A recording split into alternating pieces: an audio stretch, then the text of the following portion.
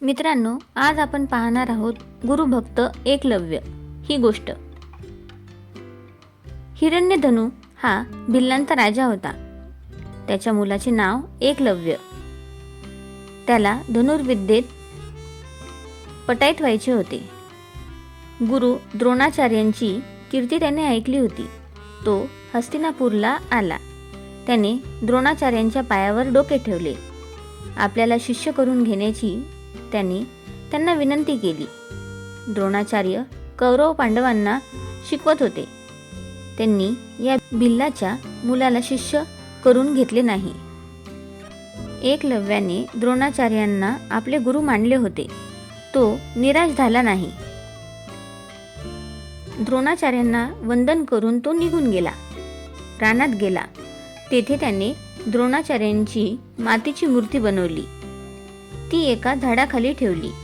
एकलव्य रोज त्या मूर्तीची पूजा करी। मग धनुष्यबाण चालवण्याचा सराव करी। पूर्ण मन लावून त्याने सराव चालू ठेवला। अनेक दिवस गेले।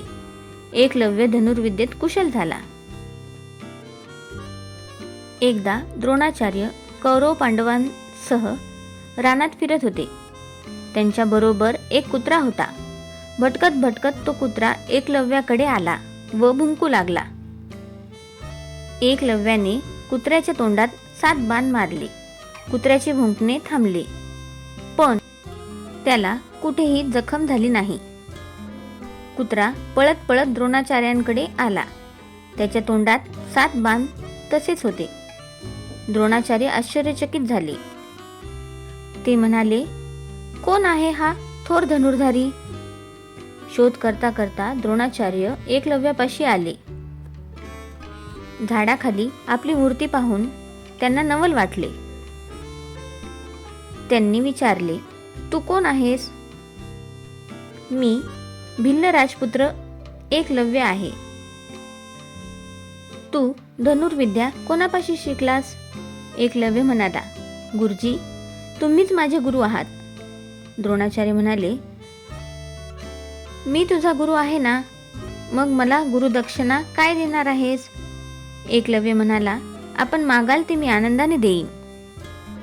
द्रोणाचार्य म्हणाले, तू तुझा उजवा अंगठा मला दे।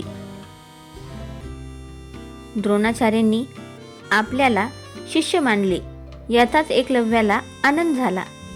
त्याने आपला अंगठा तोडला आणि गुरुजींना दिला। द्रोणाचार्य म्हणाले, धन्य तुझी गुरुभक्ती। माझा तुला आशीर्वाद आहे।